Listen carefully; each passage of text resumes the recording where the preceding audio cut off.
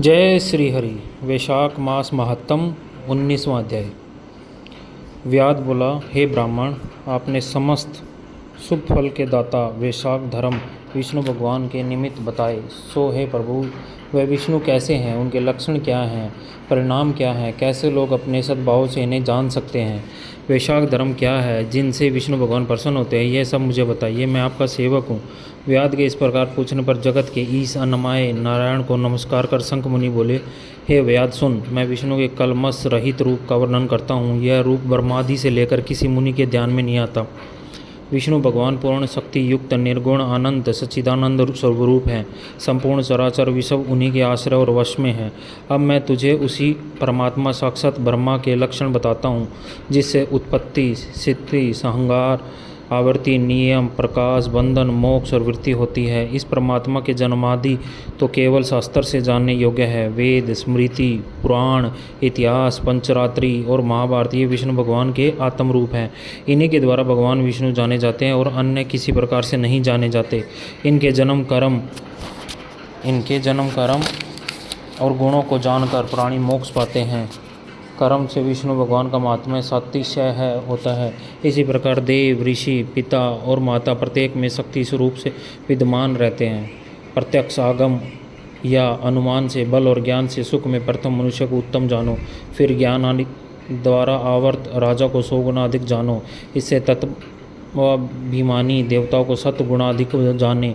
देवताओं से सप्त ऋषि बड़े हैं। सप्त ऋषियों से अग्नि, अग्नि से सूर्य, सूर्य से बृहस्पति, बृहस्पति से वायु, वायु से इंद्र, इंद्र से पार्वती, पार्वती से जगतगुरु महादेव, महादेव से बुद्धि देवी और बुद्धि से भी प्राण बलिष्ठ है। प्राण से अधिक कुछ नहीं और ये संपूर्ण जगत प्राणात्मक है। प्राण ही से सब जगत व्यवस्थित है। नील मेघ के समान प्रभा युक्त सबका आधारभूत इसे सूत्र कहते हैं। लक्ष्मी के कटाक्ष मात्र से इनकी स्थिति है। तब व्याध बोला, वह लक्ष्मी देवादिदेव विष्णु भगवान के एकमात्र कृपा पात्र हैं। विष्णु भगवान से अधिक यह सम्मान कोई नहीं है। जीव में यह प्राण नाम मात्र सूत्र कैसे हुआ? हे ब्राह्मण, मेरे सामने इसका निर्णय कहिए कि परमात्मा प्राण से परे कैसे है। शंख मुनि बोले, हे व्याध, जो निर्णय तू पूछता है वह सुन। मैं संपूर्ण जीवों द्वारा प्राण के उद्देश्य से कहता हूँ।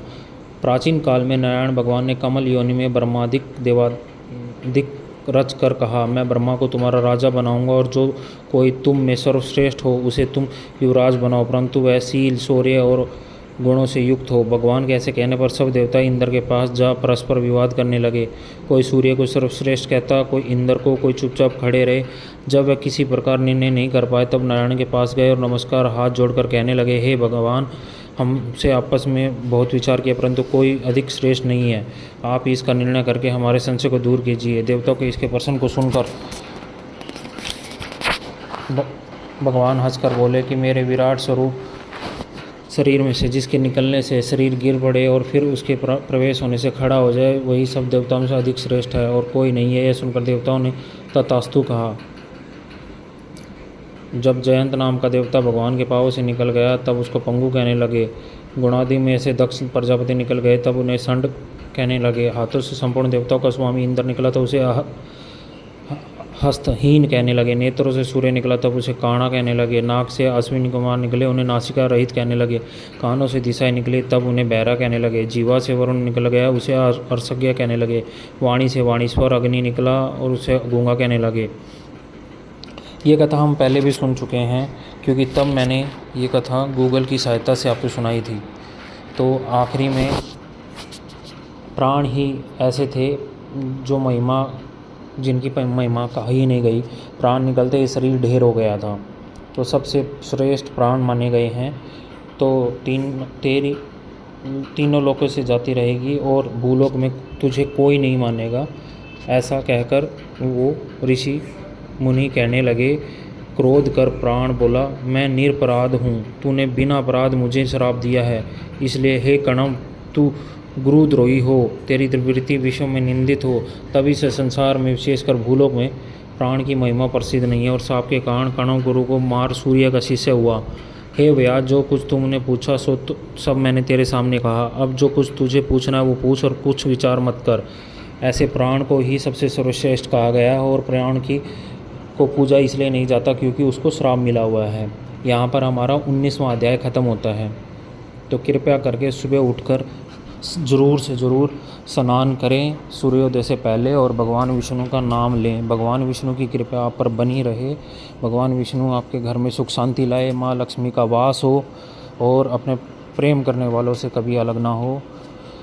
लेकिन ये ज़रूर रहे कि मर्यादा बनी रहे।